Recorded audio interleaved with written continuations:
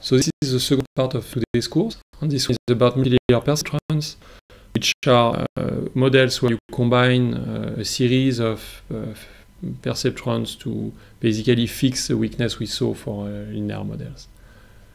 So how can we combine multiple perceptrons into layers, multiple layers? So we change a little bit our figures so that now the activation function is in a separate block, because sometimes we will not have them. So now it's a proper way of envisioning this kind of processing. You have one block that does an affine transformation of your signal, and this block is parameterized as a bunch of parameters that we learned during training.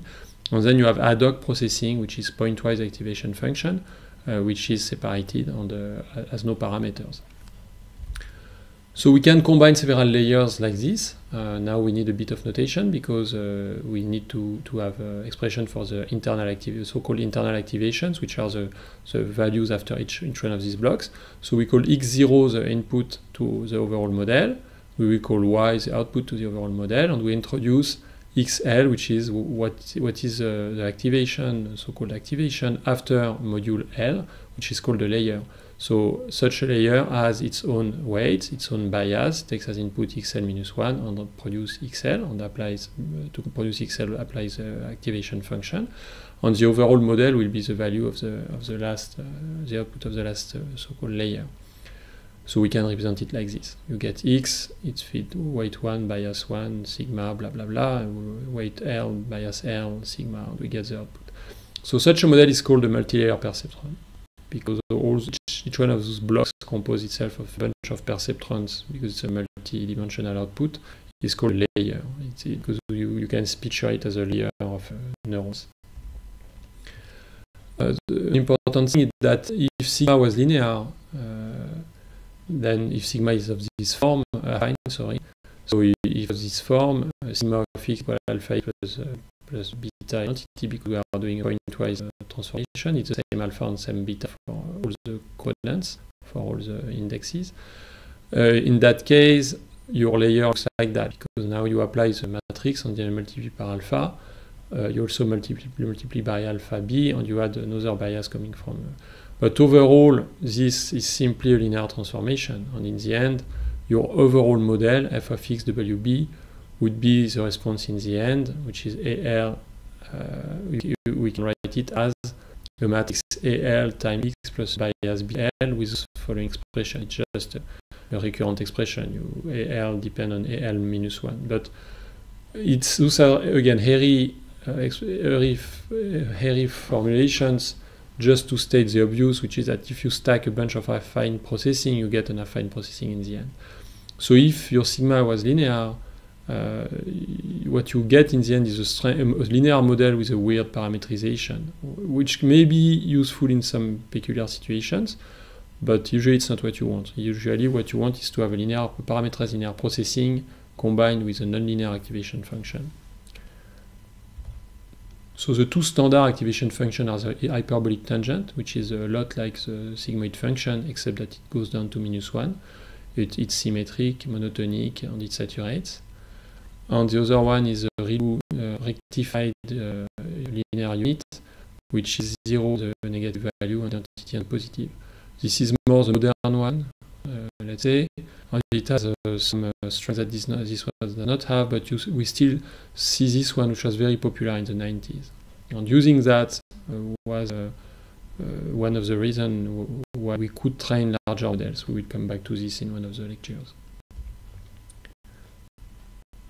So we come to this quite important result about multilayer perceptron, which is a universal approximation theorem, which states that one can approximate an arbitrary function which is regular enough with a single hidden layer.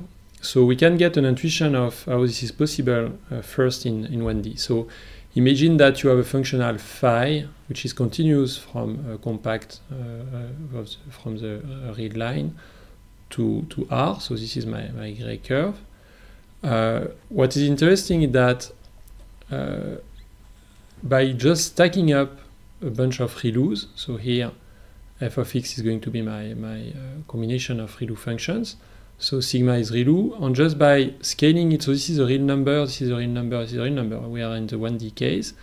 Just by translating the ReLU with the bias, so I can move the hinge wherever I want, and playing with the slope, with this weight, so I can change the slope as much as I want.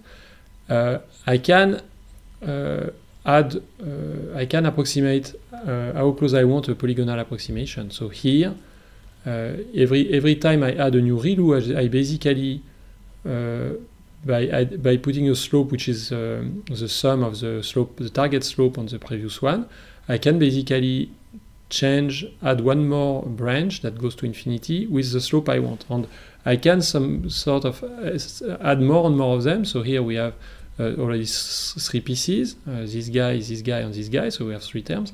And going on like this, I can basically approximate my functional psi as close as I want. So it's pretty clear that just by adding more ReLU, I can get even tighter.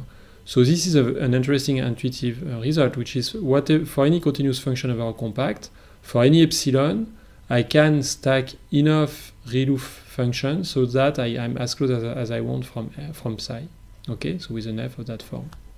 And this is actually true not only for ReLU, but for any activation function which has some reasonable properties. In particular, it has to saturate on one side of the real line. Now we would like to go a bit further and to approximate an arbitrary function from a compact of an arbitrary dimension to R. So this requires a bit of work. So again, a bit of hairy formulation, but in practice what we do is that first we approximate the sine function with the mechanism we saw in the previous slide. So I'm just taking a bunch of ReLUs so that on minus AA, on the compact minus AA, I'm closer than epsilon from the sine function. And then I use a Fourier decomposition of psi into sine primitives and putting all this together. So those are the two things I'm using. First, I'm approximating sine as close as I want using the previous result, so by stacking up ReLUs. Then I'm approximating psi with a combination of sine. So this is the standard result from Fourier.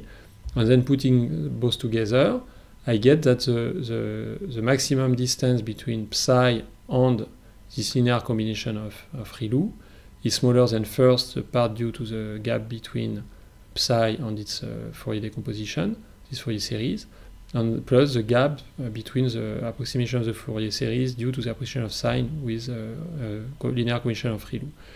But putting all this together, so those are a bit complicated formulas to state a quite fundamental and simple result, which is that if you give me an arbitrary function from a compact set to R, a compact set in that case being simply a product of intervals closed, so if psi is continuous, actually I need less regularity than that, but it makes the statement simpler, then I can find a matrix W, a vector B, and another vector omega, such that the mapping X is mapped to omega dot product sigma of Wx plus B is closer than epsilon everywhere. So on this compact, the gap between this mapping and psi is smaller than epsilon everywhere. So it's the fundamental, the universal approximation theorem, which is that whatever psi, I can find a one hidden layer perceptron, because this is a first layer, this is a bunch of perceptrons, a multidimensional perceptron, and this is simply a linear operation. So this can be represented like this. I take X, I multiply by W, and I add B. This is this processing. Then I apply my activation function, this is sigma.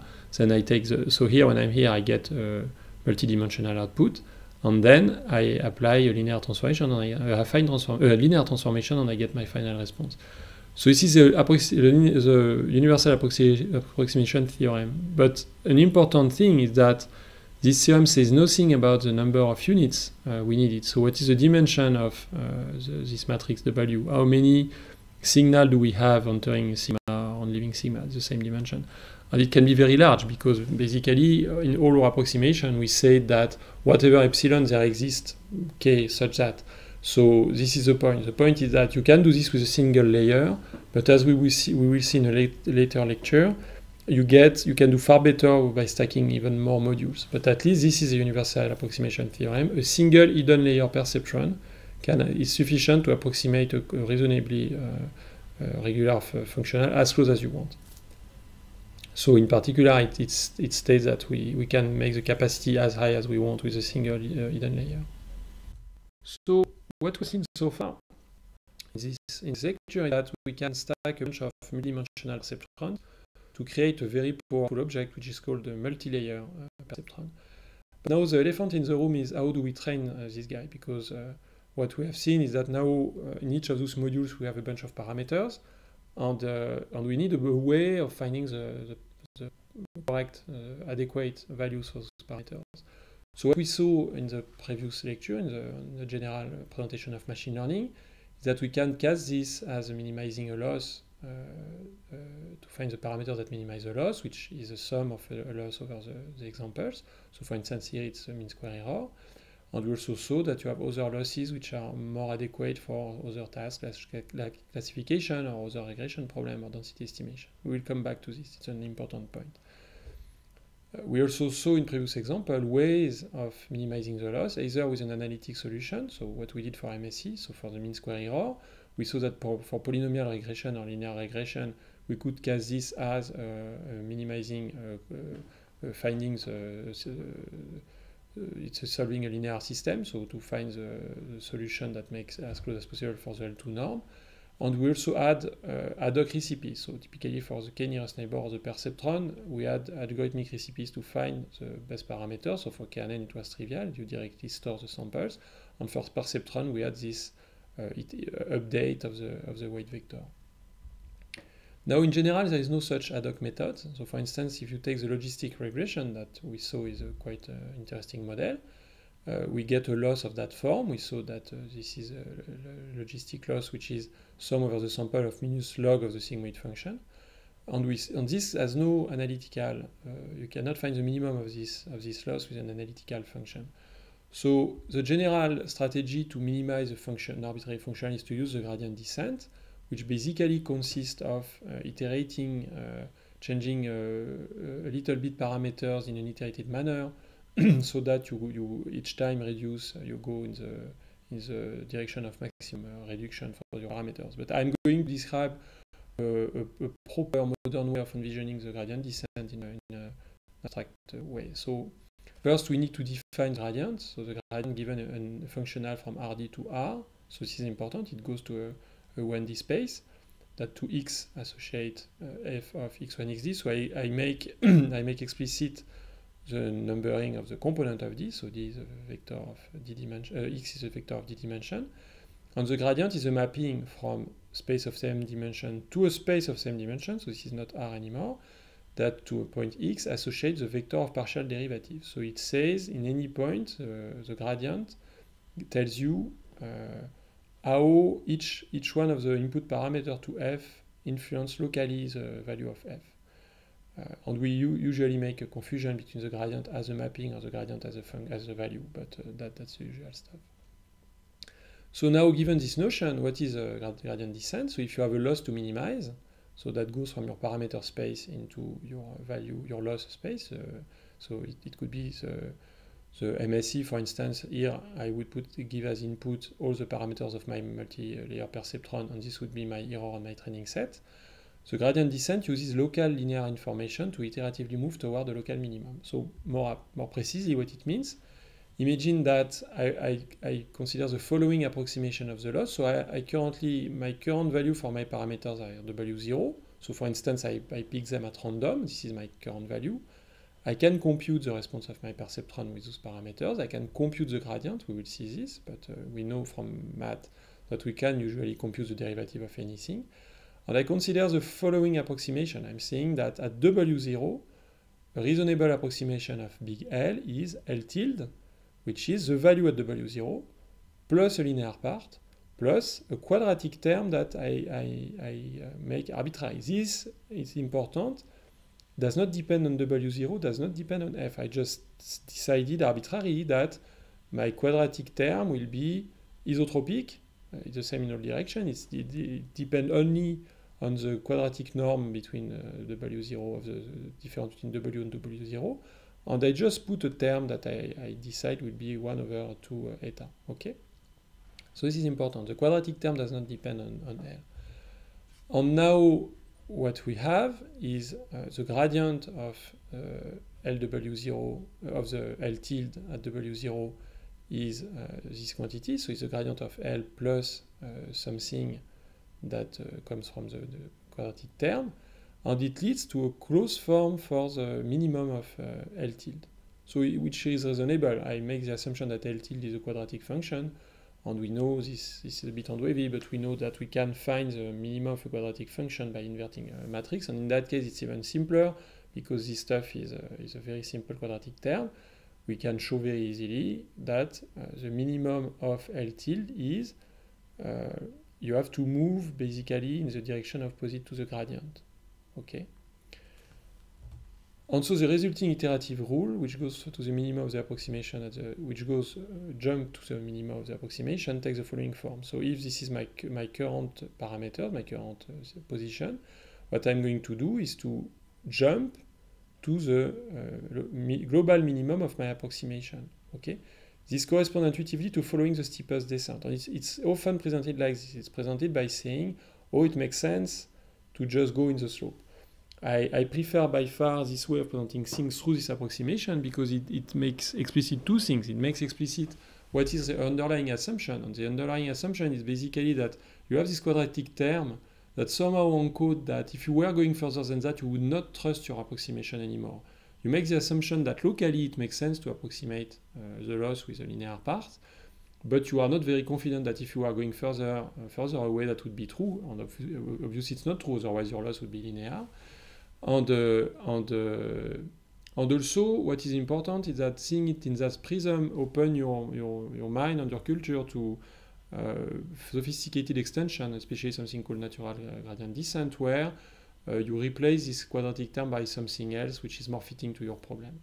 But again, the take-home message can be, the first order is gradient descent consists of you initialize your parameter in some way, and we will come back to this because it's an important element in deep learning. And then at every step, you compute the gradient of your loss with respect to your parameters, and you move your parameters a little bit to make the loss goes down, so the direction opposite to the gradient. This is called the gradient descent. Okay. So this procedure finds local minimum, and the choice of W0 and where you start from and how much you move are very important. So let's illustrate this a little bit after all these explanations and formulas. So imagine this is my parameter space, 1D, to make things more geometrically explainable. So my parameters is 1D. This is my loss, so it has a minimum here, and then another local minimum there. This is L. And if I go to a point, I can compute my gradient, which in that case can be seen as a single single slope. So it's the slope of this line. This is a linear approximation of the loss at this point. And from this, with eta equals 0.125, this would be the resulting approximation of L at this location. Okay? And what I do, I just go to the minimum of L tilde, which is there. So it's this point. And then I do it again, because now I move at my W1. I do the repeat. I compute my quadratic approximation, which is the linear part plus a quadratic term, which does not depend on W. And I repeat. And now the minimum is there, so I jump there, and I jump there, and I jump there. And I'm super happy. We see that we are going actually to minimize the functional. Okay, so we are super happy. And of course, this little example immediately shows two weaknesses of this approach. The first is that depending where I start, I could end up in a local minimum. Of course, here I jump on the other side. So I end up in this local minimum, and I would stabilize there. And the other obvious weakness is that if my approximation is incorrect, if my quadratic term is too large, like this, what's going to happen is that I'm going to end up oscillating. Okay? So these are two aspects. So there is a relation between the the width of your quadratic term and the maximum slope of the true function you try to approximate. Basically, you have to make your quadratic term such that you always fit in the narrow valley where you want to converge, which makes sense if you have to make the red curve here narrower than the black minimum where you want to converge. Okay, so we can illustrate this with a more sophisticated example. So this is a function from R2 to R, R2 to R. So it has two local minimums. Seen from above with level lines, it looks like this. So it's a synthetic example. And what I can do is to plot the gradient. So the gradient now looks truly like a vector. So it's really intuitively what is the gradient. At every point in the space, it gives you two values, which are the two partial derivatives, which are orthogonal. The resulting row is orthogonal to the level lines. And here, what I did was to take some random points and starting my gradient descent from there. And we see a little bit the zoology of problems or behavior we can see in practice. So here, for instance, the gradient is almost dead in the vertical direction, so we are just moving horizontally. And even horizontally, we are moving quite slowly because each little dot corresponds to one update, and we see that they are quite compressed. We also see the local minimum phenomenon where we reach, we have a kind of zone of attraction for every minimum, and as soon as we start there, we go there. And we also see with different speed of convergence. This is quite a thing, you have to understand this. So we have the underlying functional, then the gradient, and we follow the gradient, and it's what happens. And you can really picture this like you put a little ball and you let it go down without inertia. We'll come back to this. So we can come back to the logistic loss for logistic regression, where if you remember we had the following expression. So the loss of the parameters WB is equal to minus the sum over the samples of the log of the posterior probability of the true label. And we do not have an analytic form to find the minimum of this loss. So we do not have an analytic form, the argmin of this.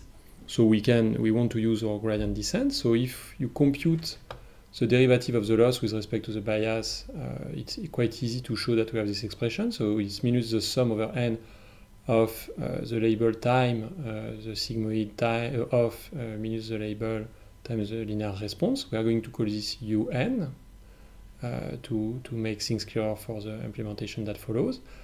And then the derivative of the loss with respect to any of the weights is equal to the very similar expression that we are going to call VND. So it's quite easy to derive, and it's a nice exercise to do, but it's pretty trivial. So now we can implement it the following way. So here I'm writing a PyTorch function that gets as input, as argument, a 2D tensor containing the x's, a 1D tensor containing the +1, +1, -1 labels, a vector, the weight vector on the bias.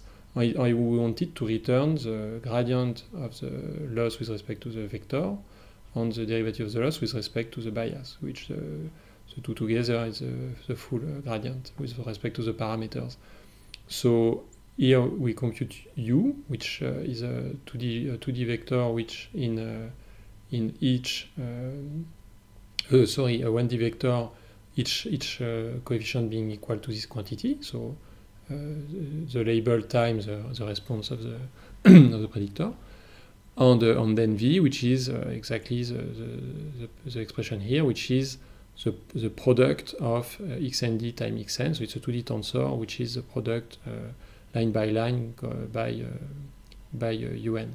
And we express it exactly the same way. We reshape so that we can use broadcasting, but here we are multiplying every single column of x by u, and then we return minus the sum line by line of v, column by column, sorry, of v, which is exactly this quantity. We have we have as many columns as we have dimension into the weight vector, and minus the sum of the values in u.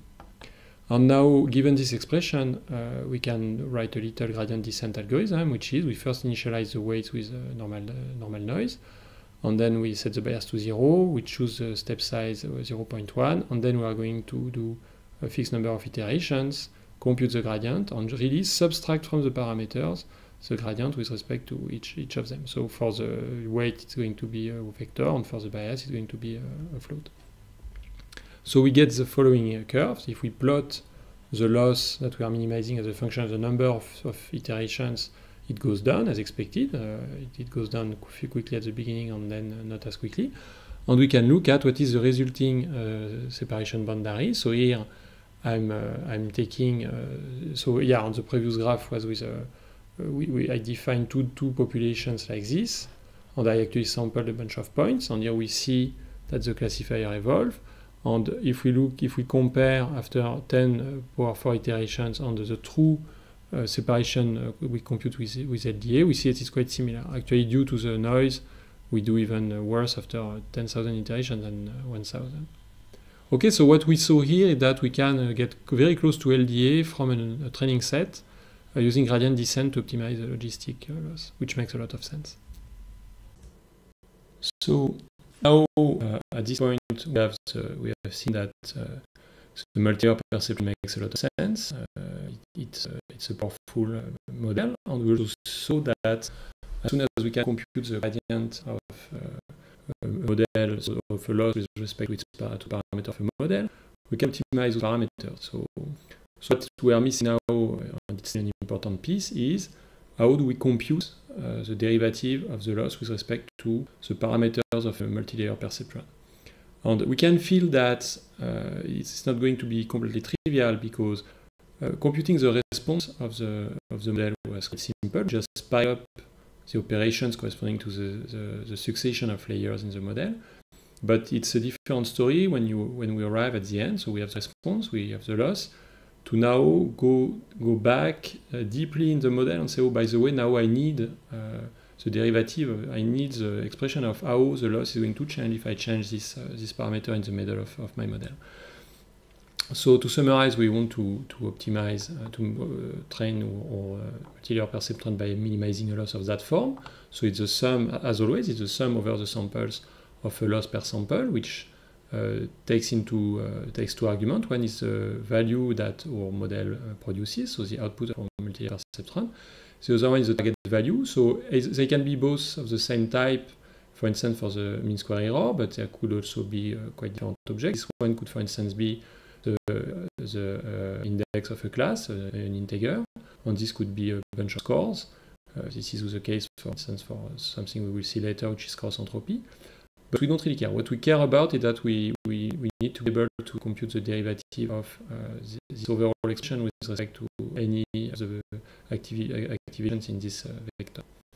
So we want to minimize this, and if we want to use the gradient descent, we simply need the following expression, which is the derivative of this loss with respect to all the parameters of the model, which are the weights in the matrices of the layers and the bias in the layers. So since the complete loss is the sum of losses over individual samples, and because the computing gradient is a linear operation, as soon as we are able to compute the derivative of individual losses with respect to those parameters, we are good, because then we can sum those guys, and we have those expressions. So in what follows, this is our objective. We want to compute these quantities. So for clarity in the following slides, we will consider a single training sample, and we drop the index because there is a single one. And we are going to introduce intermediate activations, so-called pre-activation, pre-nonlinearity activations. So now the processing of the MLP looks like this. We have x0, which is the input to the full model. Then we apply an affine transformation of the first matrix, first bias. We get S1, which is the pre-nonlinearity activation. Then we apply the nonlinearity. We get the first activation at the output of the first layer. And we repeat like this. Okay, so this is important. We have an X, apply linear transformation parameterized by WB. We get an S, we apply sigma, we get an X, etc. And we go on like this. And the output, the overall output of the model is this guy, which is the final activation, after final linearity. So in practice, it looks like this. We have x0 equal x for any L, SL equal WL, XL minus 1 plus BL, and SL equal sigma of SL. Okay? and the output is x big L. So this is called the forward pass. This is a quite central term. It's the processing of the activation, which is done from the input to the output. So now the core principle of backpropagation is simply the chain rule, which the chain rule is this result from differential calculus, which is simply that the derivative of a composition of mappings is the product of the derivatives. And this generalized in high dimension, the Jacobian, so the Jacobian of a composition of mapping. So the Jacobian, if you remember, is a matrix which has as many columns as the dimension of the input and as many rows as the dimension of the output of F. Jacobian is simply the matrix of the derivatives. Then the Jacobian of a composition of mappings is simply the product of Jacobian, product in the sense of matrix product. The only thing we have to be careful with is that we have to compute the Jacobians, like for the chain rule in the simple case, where the functional operates. So it will be the Jacobian of f1 at x, and the Jacobian of f2 at f1 of x, and the Jacobian of f3 at f2 compose f1 of x, etc. So more simply, again, to summarize, the linear approximation of a composition of mappings is a product of their individual linear approximations. What follows in the next slides is exactly this principle applied to a multi-layer perceptron. So remember that we have the following expression for SIL, which is a linear function of the x of the previous layer, from which we derive that the weight Wij influences the loss only through SIL. This is the only moment where in your computation Wijl matters, which means that if we compute the derivative of the loss with respect to the weight, we can write that way, the derivative of the loss with respect to the only activation of the weight influence directly, multiplied by how this activation is modulated by the weight. So this, taking this formula there, this is directly this quantity, the activation itself. And by this we don't know, which is the derivative of the loss with respect to the pre-nonlinearity activation. Okay, so this term and actually appears similarly for the bias. So now to summarize, we have an expression for the derivative of the loss with respect to the weight, which is ultimately what we need. We need this quantity and this quantity to do our gradient descent algorithm, to use our gradient descent algorithm. And we can put it under these forms. We can put them under these forms where this we don't know, but this we know, because it's simply from the forward pass. We keep track of the activations. So now we need the derivative of the loss with respect to the pre-nonlinearity activations. So now what we know is that xil is sigma of SIL. Again, in this little scheme, we see that we go from here to here through sigma. So since SIL influences the loss only through xil, the chain rules gives us that the derivative of the loss with respect to S is the derivative of the loss with respect to x times the derivative of x with respect to S. And this is known because due to this expression we get directly this. It's the slope of sigma of the nonlinearity where we're operating, times the derivative of the loss with respect to x. So now we know those guys from the forward pass, we keep track of them, and we just need this expression. Now this expression is for the final output, so for xil, which is what really gets out of your model. It's directly here we make the assumption that we have an analytic form for this. We know actually how to compute explicitly the derivative of the loss, the actual little function that takes two arguments, with respect to its first argument. So for the last activation we are good, and now we are going to process recursively. We know that S of LL plus 1 equal a linear function of the xil. So the xil influences the loss only through those quantities. So again, the chain rule gives us that the derivative of the loss with respect to xil is the derivative of the loss with respect to the sum over all the S which are influenced by x of the derivative of the loss with respect to those S multiplied by the derivative of those S with respect to this x. And this we know because we have this expression from the previous slides, and this we know because it's a parameter of our model. So now, if we put all this together, we need a bit of tensorial notation, so I'm going to use this for the Jacobian. So this is a matrix which is the derivative of the component of psi with respect to its input arguments. And this is going to be if W is a matrix of parameters, and this is a float 1D function. This is simply the derivative of psi with respect to all the values of the matrix. So this is a matrix, and this is also a matrix, but they are not the same stuff. This is the matrix corresponding of the derivative with respect to all the parameters themselves in the matrix, while here it's a standard Jacobian. Another notation that I don't use, which is quite standard, is to denote a vector of derivative as the gradient with a nabla symbol, or the same for the pre-nonlinearity, same for the bias, and to even for a matrix to use the same notation. So now that we have those fancy notations, we can try to summarize all the formulas from the previous slide. So here is the forward pass. You give me x, I multiply by xl minus 1, sorry. I multiply by wl, I add bl, I get SL, I apply sigma, I get XL. So this is one layer of my multilayer perceptron. What I want to compute to do my gradient descent is the derivatives of the loss with respect to every single coefficient in this matrix, and the derivative of the loss with every single coefficient of this vector, so those two quantities. And I make the assumption I'm going to do the processing in a recurrent manner. So I make the assumption that I already have this quantity coming from further processing. So I start from the end of the network and I go backward. I make the assumption I already have this quantity.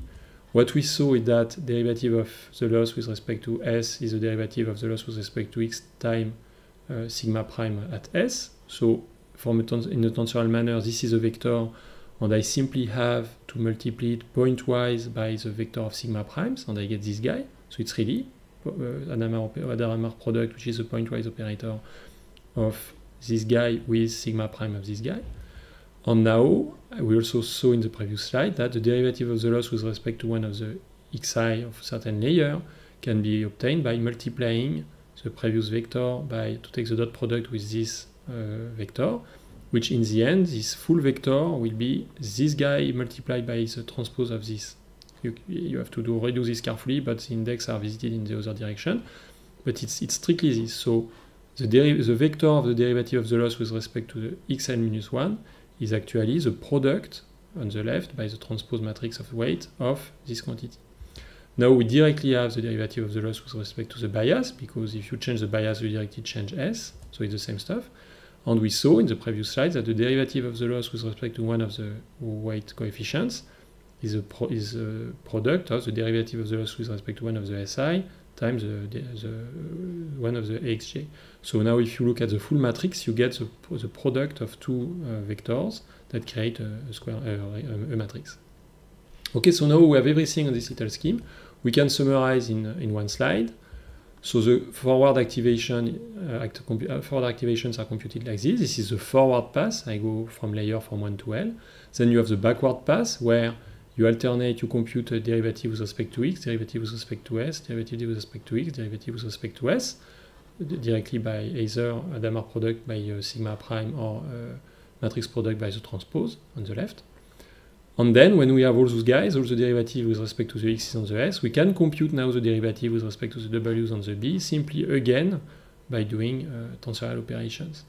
And when all this is done, this guy has the same dimension as the weight, so we can directly do the gradient step by subtracting a little bit of this guy summed across samples with a little bit of this guy summed across samples. So now all this is quite impressive formally, but it's trivial. The principle is trivial. It's simply again the chain rule applied again and again. So my advice would be to go through the expression and to understand everything, because really it's not super complicated. It's a bit messy for the indexing on the fact that we have multiple layers and such. But really it's not complicated, and it really, if you get your head around this, it really helps understand the more sophisticated versions. What is interesting is that as for the forward pass, so in the forward pass you have this phenomenon, this structure that the complicated operations are completely into matrix products. So when you combine, when you mix, you compute some quantity which is depend on all the input to produce one of the output of a layer. This is completely in a parameterized module, which is a matrix product, which can be done super efficiently on a CPU. On the non-linear operations, which are a bit more heavy, so in particular, hyperbolic tangent, for instance, is quite heavy to compute, but this is done component-wise into the non-parametric part of the model. And what is very nice is that the backward pass is the same. So as for the forward, the backward pass is the same. So if we come back to the previous slide, we see that we have exactly the same form, which is that we have either possibly complicated non-linear operations which are done pointwise and there is no parameter of the model, or complicated mixing operations that take everybody into account to compute what was before, in which case the parameter matters, but this is a classical matrix product which can be done very efficiently by modern CPUs. Maybe an important final information, a rule of thumb is that the computational cost of the backward is twice the computational cost of the forward pass. So if it takes 10 seconds to push all your samples through your network to do the forward pass, it will cost 20 seconds to compute the gradients. Okay, so that's all for today. We have a practical session with this, where you can get the questions at this URL. And I'm always happy to take questions by mail, so do not hesitate to contact me. Bye-bye.